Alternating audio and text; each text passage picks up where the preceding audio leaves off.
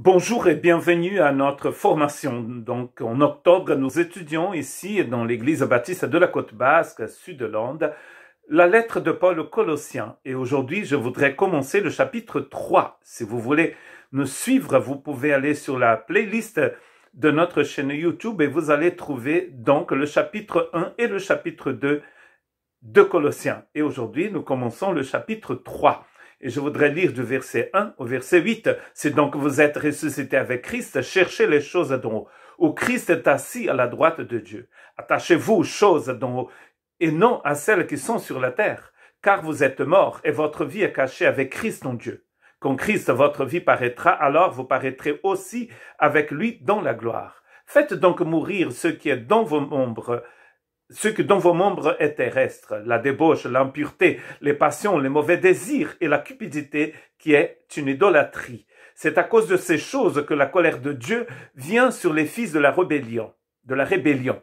C'est ainsi que vous marchiez autrefois lorsque vous viviez dans ces péchés. Mais maintenant, renoncez à toutes ces choses, à la colère, à l'animosité, à la méchanceté, à la calomnie, aux paroles équivoques qui pourraient sortir de votre bouche. Nous sommes ici dans cette partie de l'épître de Paul aux Colossiens que nous appelons la partie pratique. Et cela est tout à fait c'est ce que Paul fait dans quasiment toutes ses épîtres, nous allons le voir. Donc d'abord, il prêche Christ et l'évangile et ensuite il parle de ce qui est pratique, de ce que nous revient à chacun de nous. Dans les écrits de Paul, il n'y a pas de bonté sans divinité. D'abord, nous avons la divinité, nous acceptons la personne et l'œuvre du Christ, et ensuite nous pouvons être des personnes bonnes, nous pouvons être des personnes justifiées. Nous ne sommes pas ici dans un système religieux, bien sûr. Nous sommes ici dans l'œuvre, dans l'économie, dans le plan éternel de Dieu. Toujours en Christ. Vous allez voir dans cet épître, mais aussi dans Éphésiens, que tout ce que Dieu fait, il le fait en Christ. Et nous le faisons avec Christ.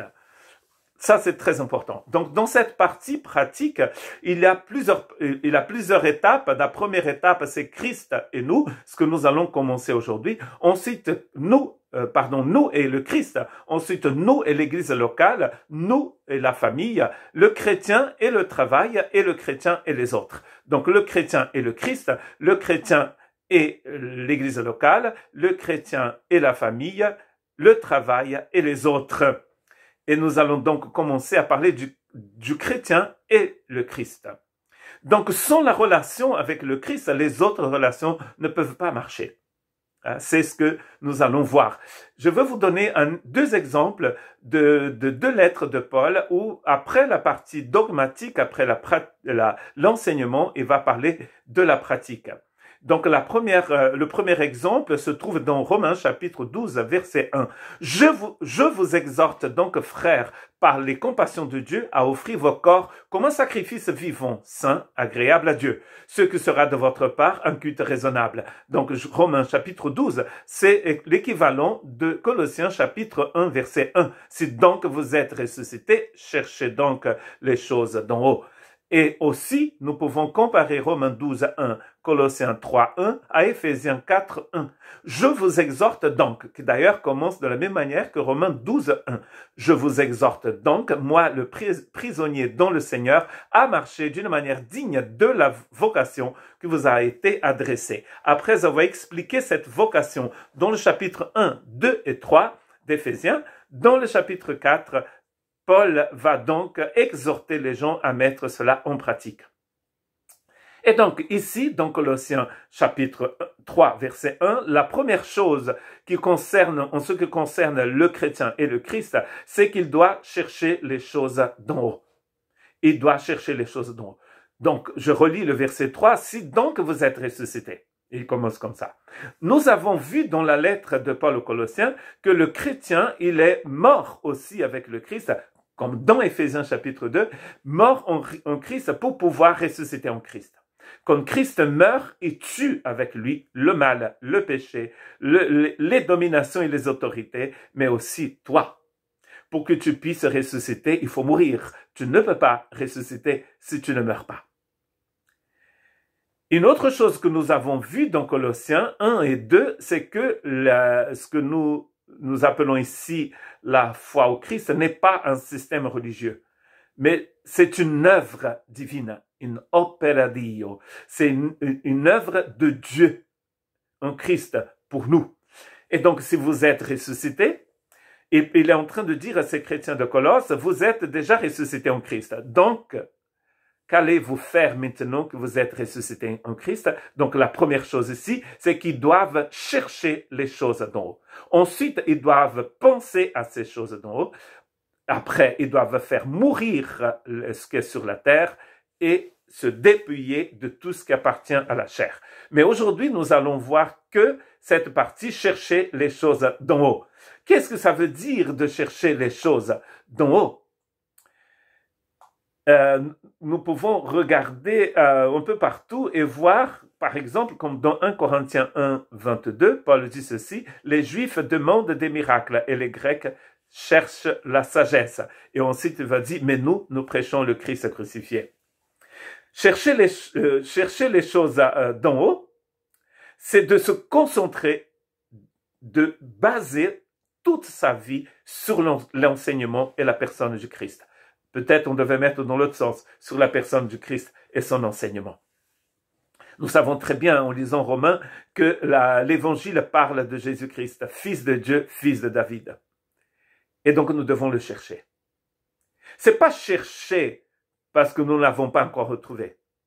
C'est de nous concentrer sur sa personne, apprendre à le connaître. Nous voyons bien que le Christ a des trésors infinis, éternels. Jamais vous n'allez pouvoir arriver au fond de ce puits qui est la connaissance du Christ. Et donc, tous les jours, nous nous concentrons sur cette action de chercher les choses d'en haut. Où Christ est assis à la droite de Dieu. Très intéressant qu'il va parler aussi de ces choses d'en haut dans Éphésiens chapitre 2. Parce qu'il nous dit que dans Éphésiens, en Christ, nous sommes déjà dans les lieux célestes. Donc cela veut dire que ce qui va occuper notre tête, ce qui va prendre de l'ampleur dans notre âme, dans notre esprit, ce sont les choses d'en haut. Ce sont les choses divines. Je ne sais pas si vous avez déjà remarqué, mais nous allons tous mourir. Et toute la connaissance, tout l'argent, toutes les richesses, les maisons, les piscines, les voitures, tout ce que vous avez possédé ici va rester ici. C'est du néant. Réfléchissons à cela. Ça pourrait nous aider à chercher les choses d'en haut. Parce que les choses d'en haut sont éternelles. D'ailleurs, il dit dans ses épîtres, dans son enseignement, Paul, que les choses visibles n'existent pas. Les invisibles sont éternels. Tout ce que vous voyez autour de vous, tous ces bouquins que vous voyez derrière moi, mon corps, toutes ces choses, c'est que de la poussière. Et d'ailleurs, il y en a. C'est pour ça que de temps en temps, j'éternue. Parce que les bouquins cumulent beaucoup de poussière. Mais les bouquins eux-mêmes sont de la poussière. Voilà pourquoi nous devons baser notre vie pas sur de la vapeur, pas sur des vanités, mais sur Christ qui est en haut et qui est en nous. N'est-ce pas intéressant et joli? Magnifique parole du Seigneur. Je voudrais lire aussi dans Luc chapitre 15 verset 24, car mon fils que voici était mort et il est revenu à la vie. Il était perdu et il est retrouvé. Et ils commencèrent à se réjouir. Vous avez compris, je pense, Luc 15 parle de la parabole du fils prodigue. Et dans cette parabole du fils prodigue, le fils part. Mais quand il revient, c'est le père qui court vers lui.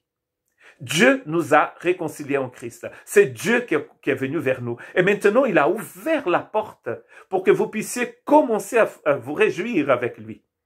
Cherchez les choses d'en haut. Comportez-vous comme des citoyens du ciel et pas des citoyens de cette planète. Parce que vous allez passer quoi? Un siècle ici?